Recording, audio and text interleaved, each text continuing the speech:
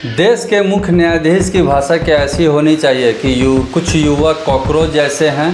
राज्य के मुख्यमंत्री पेट्रोल बचाने के लिए मोटरसाइकिल पर चलकर लोगों को दिखाते हैं कि पेट्रोल ऐसे बचाया जाता है। दूसरे मुख्यमंत्री पैदल दफ्तर जाते हैं और इन सब के बीच भारत आखिरकार कहाँ खड़ा है। जहां युवा नौकरी मांग रहा है, महिला घर चलाने के लिए गैस मांग रही है, सरकार कह रही है सोने मत खरीदो, विदेश की यात्रा मत करो, पेट्रोल पंप बंद हो रहे हैं और सत्ता सोशल मीडिया इन्फ्लुएंसर की आईडी ब्लॉक कर रही है।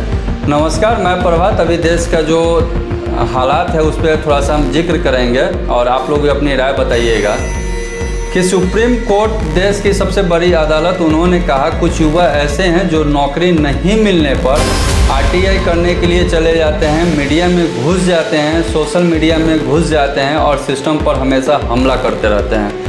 फिर एक शब्द उन्होंने बोला, कॉकरोच।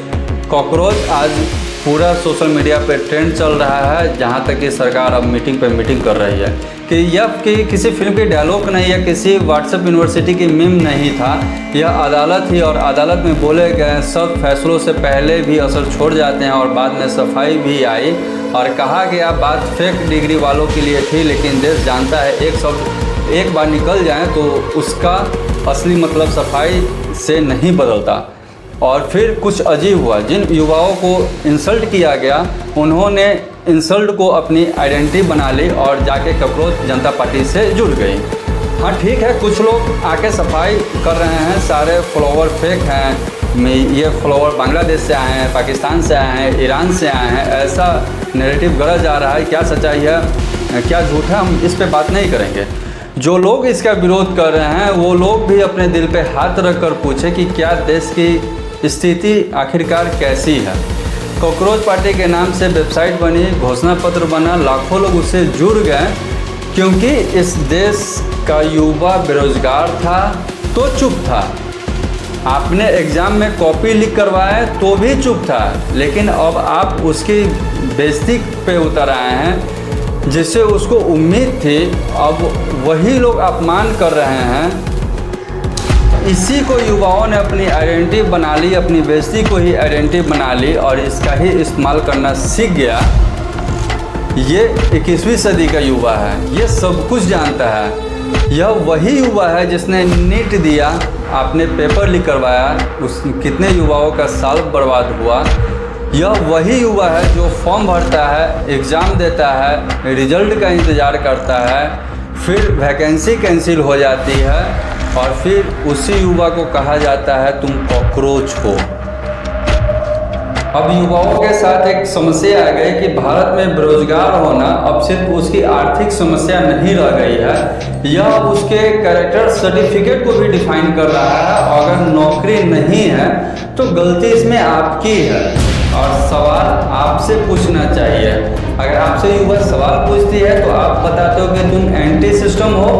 अगर आप पे आरटीआई डालती है, अगर आरटीआई डालकर कुछ पूछती है तो क्या युवा नॉनसेंस है। इसी बीच नेताओं ने अपना सेक्रीफाइस करना शुरू कर दिया। महाराष्ट्र के मुख्यमंत्री गाड़ी छोड़कर बुलेट पर निकल जाते हैं, फ़ोटो खिंचवाते हैं, वीडियो बनवाते हैं, उनकी ब्रेकिंग न्यूज़ चलती है। बिहार के मुख्यमंत्री पैदल ही चले जाते हैं, सिक्योरिटी पीछे पीछे दौड़ती रहती है और काफिला भी पीछे पीछे चलता रहता है। इस देश की युवा सिर्फ आपको मोबाइल पे देखने के लिए, रील में देखने के लिए और आपको लाइक और फॉलो सब्सक्राइब करने के लिए यहाँ का युवा बचा हुआ है। सिर्फ युवाओं के पास हम यही काम है।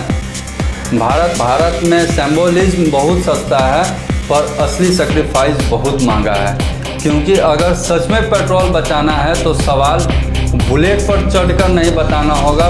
बुलेट पर चढ़ के आपसे सवाल नहीं पूछे जाएंगे। पेट्रोल महंगा क्यों हो रहा है, रुपये कमज़ोर क्यों हो रहा है, डॉलर 96 के पार क्यों चला गया, फॉरेन इन्वेस्टर पैसा क्यों निकाल रहे हैं, लेकिन इन सवालों पर डिबेट नहीं होगा क्योंकि टीवी पर सिर्फ नौटंकी दिखाना है। लोगों को ज़्यादा नौटंकी ही अच्छी लगती है। लोगों के बीच में अगर इकोनॉमी की बात की जाएगी तो आप लोगों को इन बातों में बोरिंग आने लगती है। अब ज़रा चलते हैं हम लोग 43 साल पहले कि देश का स्थिति क्या था। 1991 में भारत टूटने के किनारे पे खड़ा था। फॉरेन रिजर्व इतना कम हो गया था कि देश में सिर्फ 15 दिन का ही विदेशी सामान इंपोर्ट किया जा सकता था, जिससे 15 दिन, महज 15 दिन, ज़रा सोचिए, 15 दिन बाद देश से पेट्रोल ख़त्म हो जाता, दवाई ख़त्म हो जाता, सारा सिस्टम तहस नहस हो जाती, न तो खाद आता, सारे रास्ते बंद हो जाते। सरकार जो भी कमाती थी उसका सबसे बड़ा हिस्सा सिर्फ कर्ज का ब्याज चुकाने में जा रहा था। और फिर भारत ने अपना इतनी स्थिति खराब हो गई कि भारत को अपना सोना गिरवी रखना पड़ा। 67 टन सोना, देश का सोना विदेशी बैंकों में गिरवी रखना पड़ा।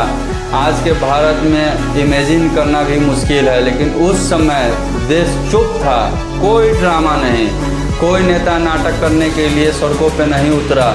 कुछ लोग चुपचाप कमरों में बैठे, कागज़ पढ़ी और कागज़ पे नियम बनाए और देश बचाने की कोशिश कर रहे थे। फिर आए वो नए चेहरे, वो नए नाम। डॉक्टर मनमोहन सिंह का, एक ऐसे आदमी जिसे जनता नहीं पहचानती थी लेकिन दुनिया पहचानती थी, उन्होंने अपना बजट पेश किया और एक लाइन कही जो आज भी भारतीय अर्थव्यवस्था के इतिहास में दर्ज है। दुनिया की कोई भी ताकत उस विचार को नहीं रोक सकती जिसका समय आ चुका हो। फिर लाइसेंस राज को ख़त्म किया गया, इकोनॉमी को पूरी तरीके से खोली गई, छोटे छोटे व्यापारियों के लिए नियम कानून को हटाया गया, विदेशी इन्वेस्टर को देश में बुलाया गया और इकोनॉमी अपने रास्ते पे चली आई। और धीरे अब बड़ा सवाल उठता है कि क्या 2026 फिर से 1991 बन सकता है? नहीं, स्थिति अभी उतनी भी खराब नहीं है, लेकिन संकेत हैं। रुपया काफ़ी दबाव में है, डॉलर काफ़ी मजबूत हो रहा है, विदेशी निवेशक पैसे अपने निकाल रहे हैं और सरकार क्या कर रही है? लोगों की समस्या दबाने में व्यस्त है। 1991 में संकट था लेकिन नेताओं में सीरियसनेस थी।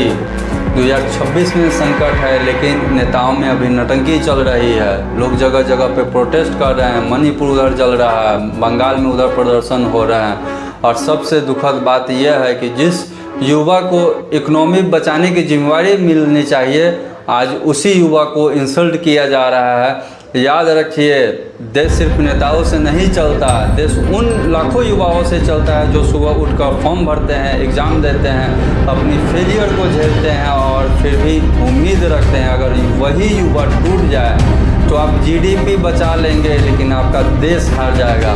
और युवाओं के लिए असली लड़ाई सिर्फ इकोनॉमी की नहीं है, युवाओं के लिए लड़ाई उनकी नैरेटिव के लिए है। आपको यह तय करना होगा कि आप सिटीजन हैं या सिर्फ इस देश के ऑडियंस बन के रहना चाहते हैं। और अब दुनिया ब्रिक्स की बात कर रही है, डॉलर को चुनौती देने की बात कर रही है, लेकिन सवाल वही है, क्या भारत सच में तैयार है? 1991 को याद रखिए, लेकिन डरने के लिए नहीं, उससे सीखने के लिए, समझने के लिए। चलिए फिर मिलते हैं अगले वीडियो में। जय हिंद, जय भारत, वंदे मातरम।